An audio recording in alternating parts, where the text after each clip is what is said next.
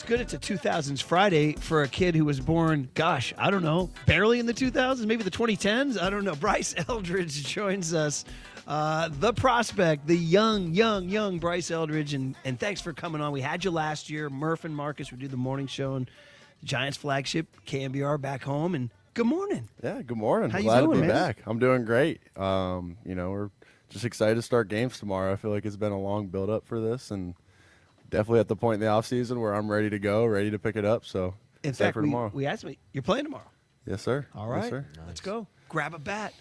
We got plenty of Or them. grab a glove. Yeah, I'm hoping to be out there at first. I'm not sure of that yet, but I'm sure I'll be in there at some point. Well, let's start by talking about what you've been doing so far in spring training. Talk of the town for us has been Ron Washington showing up and helping with a bunch of the guys. How's that been for you with your development over at first base so far? It's been amazing. I got done there 5 minutes ago. I was just working out with him over in the backfield. So he's been working us hard. You know, the first few days I knew I was in for a treat. The boys' legs were definitely feeling it a little bit, but yeah, I mean, the more I do it, the better I get and the easier it gets. So definitely making strides today, and it's cool. You know, he holds us accountable. I had a rough day yesterday and early work, and he was kind of on my butt a little bit about it. And today, it was a perfect day. I did everything the right way, and he was fired up. So he's been great for me. He's been great for everyone. So given that in high school, when you were a star who became a first-round draft pick, you were a pitcher and a DH, do you look now and think, man, I wish I'd played a little more first base growing up or something, or even outfield? Or I mean, it's water under the bridge, but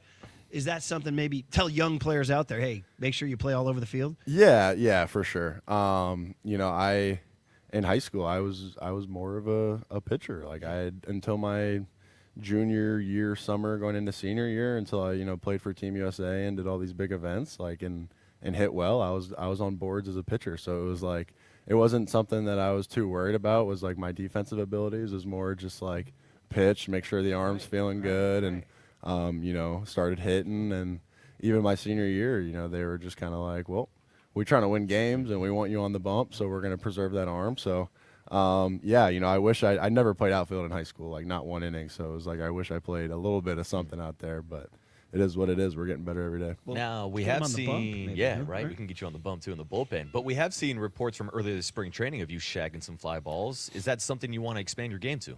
Yeah, for sure. Me and Vitello had a good talk about that.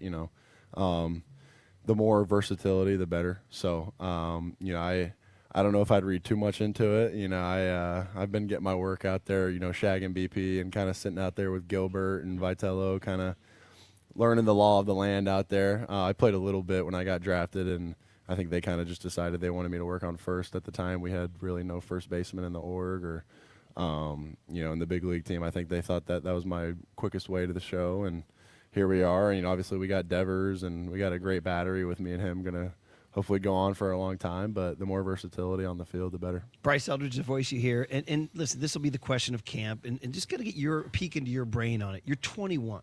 You're not going to turn 22 until October. I mean, you're a baby. Do you have to make the opening day roster for your head and your heart, or are you understanding this is a long journey?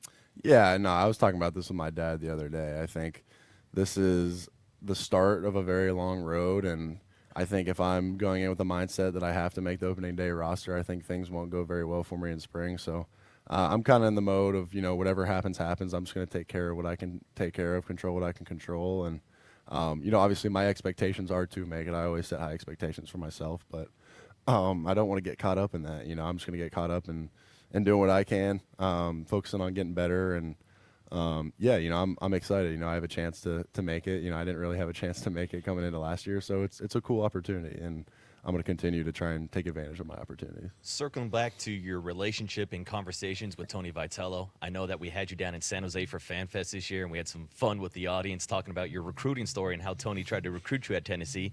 But what can you expand on that for our audience who haven't heard that story about how you and Tony actually have a past history before showing up in Scottsdale this year? Yeah, so someone was asking me about it the other day, and I'm like starting to realize even young guys like me feel like I'm getting old, because that was almost 7 years ago. So it was like I was getting recruited early on in high school. I was a freshman, and I don't really remember it all too well. Like, I remember meeting him, and obviously there was a reason that it came down between Alabama and Tennessee. I loved him, and He's a great recruiter. He's great at talking to people, and you can tell, he's a good players coach, and that's someone who you want to play for.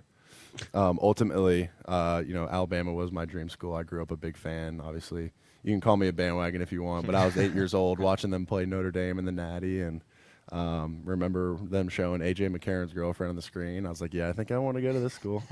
But I remember that, and I became a big fan. You could find pictures of me wearing Alabama gear when I was 9 years old. So. Just rubbing it in for Tony there. Okay, take us to, I hope I have this right, Saturday, September 20, 2025, Dodger Stadium. 53,000 people at the game facing Tyler Glasnow. First big league hit, right? Yeah, that was a pretty cool moment. I keep telling people this. People don't know that was my mom and her twin sister's birthday, Nice. September 20th, and they were both there.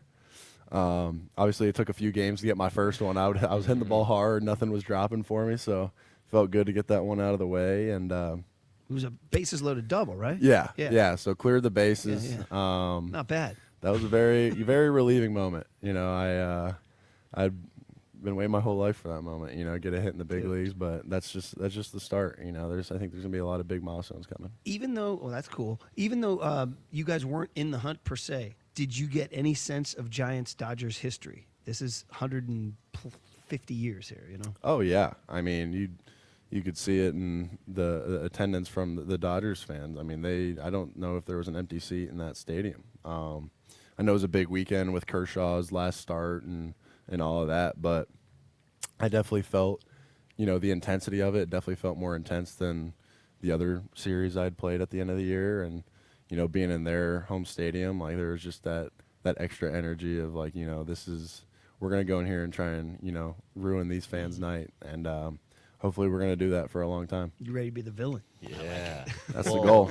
Even outside of just that series, talk to us about what that last month of baseball meant to you, to maybe have that feeling that you belong up at the big leagues. Like, how much can you take that experience and use it towards trending in the right direction this season? Yeah. I think a big part of it is just like getting a lot of firsts out the way. First game, first hit, first ground ball in the game. There's a lot of things that you kind of, you want to get off your shoulders. And I'm just glad I got my feet wet. Obviously it wasn't perfect, wasn't too pretty, and that's, I almost kind of want it that way. I have things to learn, things to build off of, and I'm confident. I was hitting the ball hard, having good at-bats, drawing walks, playing good defense. So there's nothing, to be worried about going into this year. I think it's all good things going into this year, and I'm very excited about what's to come and glad I got my feet wet last year. So great. Now we got to let you go, but it's exciting. I know Giants fans are thrilled, and your attitude seems you have a good perspective, and it's all good. All that said, we'll leave it on an extra positive note. You're now officially on board with Macklin Celebrini and the Sharks? Oh, yeah. I will have my Capitals roots forever. I'm a diehard Capitals fan, Yeah, sure. but Macklin Celebrini is amazing to watch. Would love to get to know him, and hopefully me and him are sticking in the Bay Area for a long time. There it is. The Bryce and Macklin era. Yeah. All The right. future is teal and the future is tall. Well, it sounds like you got your head in the right place. You got Javi Lopez hovering over you. Have you met the great Javi Lopez? I believe we have, yeah. Fellow Virginians, D.C. people? Yeah, I got you. It's a D.C. thing. Speaking We the wouldn't same understand. language, yeah. We wouldn't understand. It's a good area. Yeah. It's a good area. Well, hey, we know Annapolis, Yeah. right? All right. Well, listen, great to see you again. We had you last year, and now you're a grizzled vet at 21, and you'll take it just day by day, right? Yes, sir. Good I man. appreciate you guys having me again. This was fun. Thanks for coming on with Murph and Marcus. Super fun. Bryce Eldridge on the Sports Leader.